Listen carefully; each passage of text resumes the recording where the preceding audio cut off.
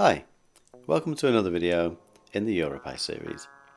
In this series we're taking a closer look at the EuroPi from Allen synthesis. If you haven't seen any of the previous videos, in particular the introduction, you may want to go and watch that and come back. In this video we're taking a closer look at the Harmonic LFO script. The Harmonic LFO script has 6 LFOs. Each output, or each LFO, is output from one of the 6 outputs. Each LFO can be a sine wave, a square wave, a smooth random wave, a rising saw or ramp wave, or digital noise. Each LFO outputs 0 to plus 10 volts. The LFO script uses a master rate where the slowest value is 0.2 Hz, or 1 full cycle every 5 seconds. The highest rate is around 23 Hz, so 23 cycles per second. With each LFO, you select the division of that master rate that you would like to use, and that division goes from 1 all the way through to 32. So that means at the slowest setting, if we divide 0.2 by 32, that equals 0.00625. So in other words, the slowest LFO you can have completes a full cycle in 160 seconds. This script uses both inputs. The digital input is used to reset the waves, the LFOs. The analog input is summed with knob 1, and that controls the rate of the master LFO. Knob 1, as I said before, controls the rate, so as we turn it up you can see the rate is increasing there on the scope. Knob 2 controls the division, so if we look at the green scope here, we're currently at divided by 1. Now if we increase the rate, in fact we're actually off. So we're at a sine wave right now, and you can see we're divided by 1. Let's speed it up a little bit so we can see it a bit easier. So we can see by using knob 1 we control the rate, and then knob 2 you can probably see on screen here, the second number 1 down there changes to a 2 when we're in divide by 2, a 3 when we're in divide by 3. So you can see that we're changing the division and therefore slowing things down. And that goes all the way up to 32. And you can see it's moving very slowly there. We select the type of LFO using button 1, and you can probably see there's a small icon down there. So we can cycle from sine wave to ramp, to square, off, random, and then noise. And then we cycle through each of the LFOs to get to the settings for each of the LFOs using button 2. So you can see we're on number 1 at the moment, now 2, 3, 4, 5 and 6, and then back to 1 again. There is also a handy visualization on the screen, and this is showing visually what each LFO is doing. However, I find it a little bit easier to look at the scope here so we can see the comparison. Let's turn the other LFOs off, and then we'll just focus on number 1. So to turn them off, we simply select the LFO, we're now in 2, and cycle through until we get to the X, then 3, off, and 4, off. 5 and 6 are already off. So now we can see the sine wave LFO on number 1. So if we slow it down, you can see the slowest rate of the master clock, so there's that 5-second cycle. And as we speed it up, you can see we're getting quite fast there, getting to the point where it gets a little bit noisy in the high ranges. Next, let's look at the ramp. So we can see there's that 5-second ramp, because it's set to divided by 1. We can of course speed that up. or divide it. Divide it by 2, by 5. We have a very slow ramp. Next we have square. So you can see on the data scope here, it outputs a 50% duty cycle from 0 to 10 volts, or around 10 volts. And of course we can speed that up. As I mentioned before, the limit is 23 Hz, so we're not in audio rates at all here. Next, we have off. After that, we have random. So if we speed that up a little bit, we can see what that's doing. Essentially a nice, smooth, but random voltage fluctuation from between 0 and 10 volts.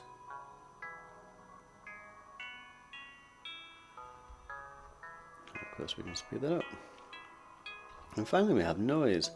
Now, noise, the controls work a little bit differently. So we can use the right control to essentially vary the amount or the amplitude of the noise.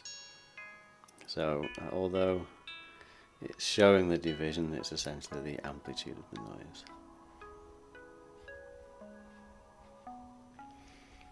Now if we introduce, so we go back to sine, number 1. Let's turn the second one on. So we go to the second one, we'll go to sine, and then we'll set that to be a division 2, and number 3. Go to sine, that would be division 3, and number 4, sine division by 4. And you can see there on the scope the other outputs. The green output is the fastest, and then the blue is slower, 3 slightly slower, and 4 really slow. Okay, so let's have a play around with it. I'm using a single voice here, so this is the dual VCO from Schlob Modular. I'm cross-modulating actually, so I'm taking the sine wave output from VCO1, I'm pushing that into the CV input in exponential mode in VCO2. Then I'm taking the square output and pushing that into the WASP filter. So we've got a signal with lots of harmonics to play around with here. Let's take a listen to that.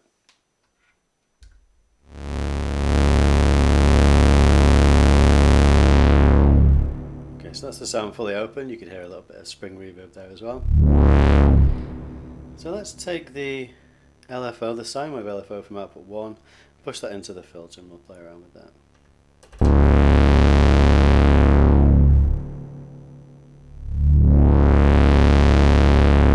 Okay, so there's the round about 5-second cycle. Let's ramp that up a bit.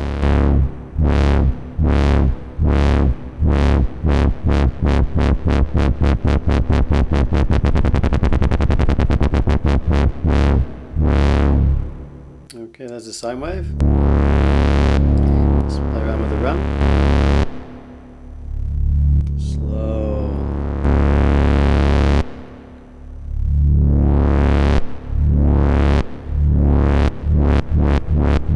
If we want to divide that, we can use the other knob. Divide by 2. Divide by 5. Go back to divide by 1. Square, on or off.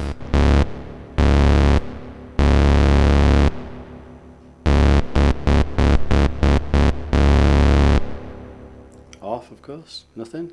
Random.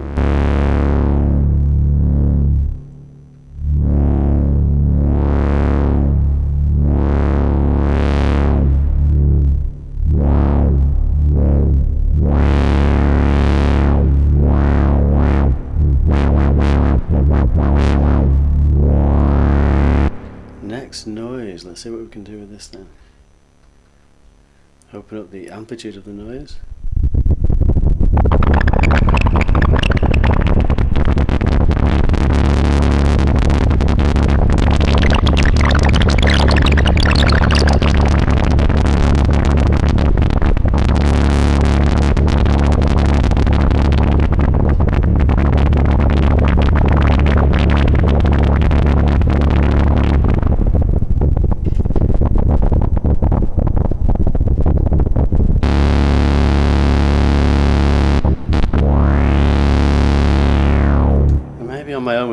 noise, but I think that sounded cool.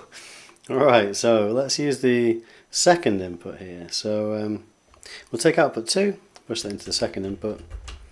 Output 2 is, if we switch over here, is a divided by 2, so it's half the rate of output 1. So let's go to output 1, let's go to square, we'll create a little bit of rhythm.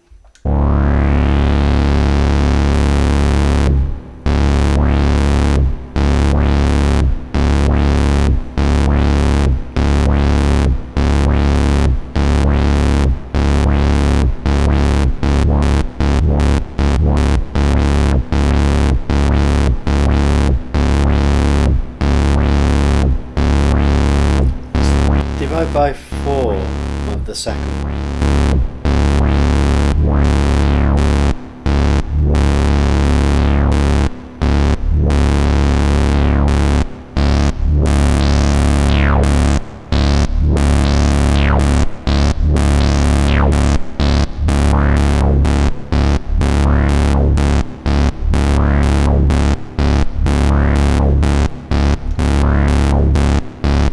Sounds cool. We can do a lot with just a square wave and a sine wave LFO there already. The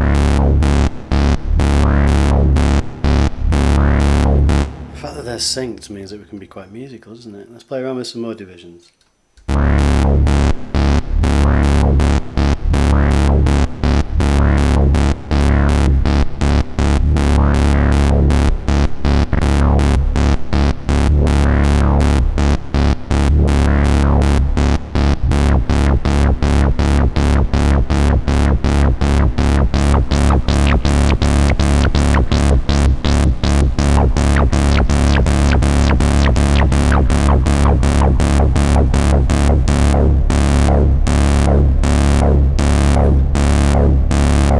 Try the ram on number 2.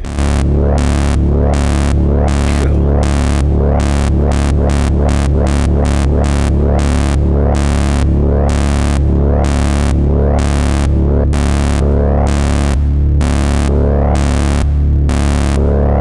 Now the climb lasts for 2. From output 1. That's for 4.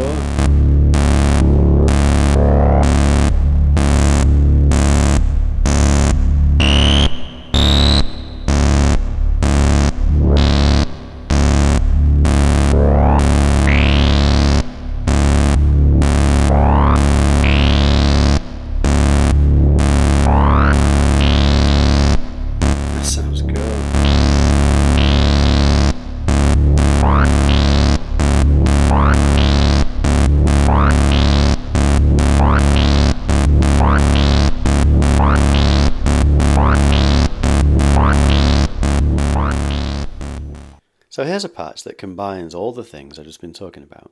We'll use all 6 outputs on the Harmonic LFO script, and we'll use them to turn a patch that could be quite boring and uninteresting into something really dynamic and rich. So this is a fairly standard subtractive synthesis patch. We have a 5-step sequence coming from the qubit Bloom. It is driving a single oscillator, the noise reap paradox. The noise reap paradox is, I'm using 2 of the outputs, the square output and the combined output down here, to go into 2 different filters. I have the Zlob state variable filter and I have a polybox BCF here. I use these 2 filters because they both have interesting characteristics, certainly the SVF with higher resonance, and they both have 2 inputs, which means that we can use multiple outputs from the Harmonic LFO script to create interesting sounds. The output of the filters goes into the Versio module here. This Versio module is running the Ruiner Versio firmware, so we're going to have a nice bit of distortion at the end of the patch. So what are all of these LFOs doing? The first output, as you can see there, is a square wave, and I'm using that to drive the clock of a Turing machine off camera. The Turing machine is producing random CV voltages, and those are coming back into the PWM input on the noise reap paradox.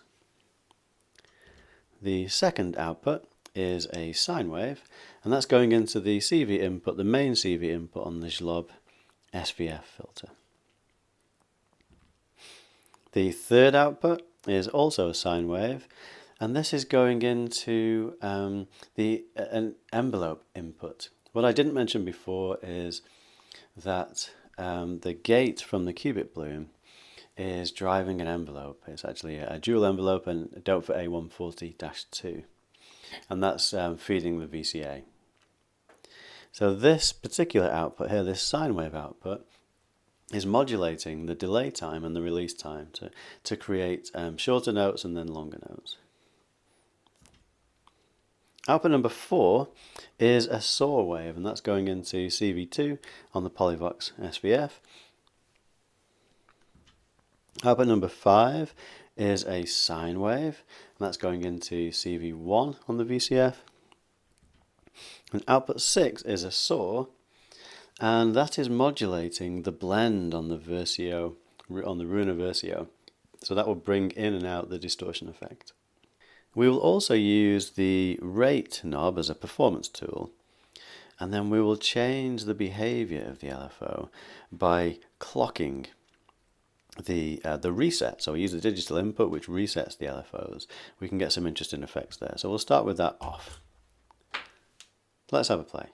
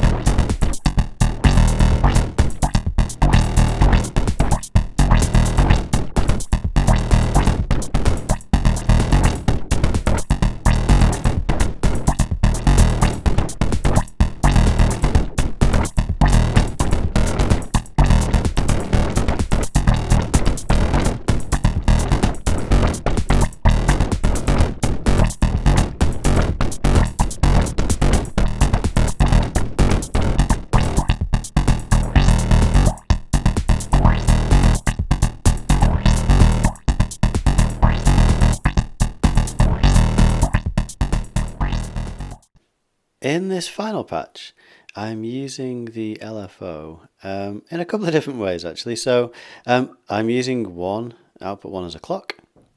That clock is feeding a sample and hold, we'll get onto that in a minute, and also going out to a qubit data bender. It's clocking that just outside the view of the camera here. Outputs 2 and 3 are going into an attenuator and mixer here from Mystic Circuits, and that's feeding the sample and hold. So essentially we are sending combinations of voltages into the sample and hold and then clocking it using output number 1. The output of that is going into a quantizer here, and then the output of the quantizer is going into the volt per octave input on rings. We are also modulating the position and bright inputs using outputs 4 and 6. And then output number 5 here is going through an attenuator, and that's controlling the mix on the qubit data bender. And what we can do here is use the combination of these two. So the second output is random, the third output is a ramp on divide by 8. So we can use the attenuators down here to control the melody, the variation between the pitches, but also the amount of pitches that get through. And then we can use this knob, because everything's clocked from output number 1, we can use that to control the speed of the notes being played. So let's have a listen.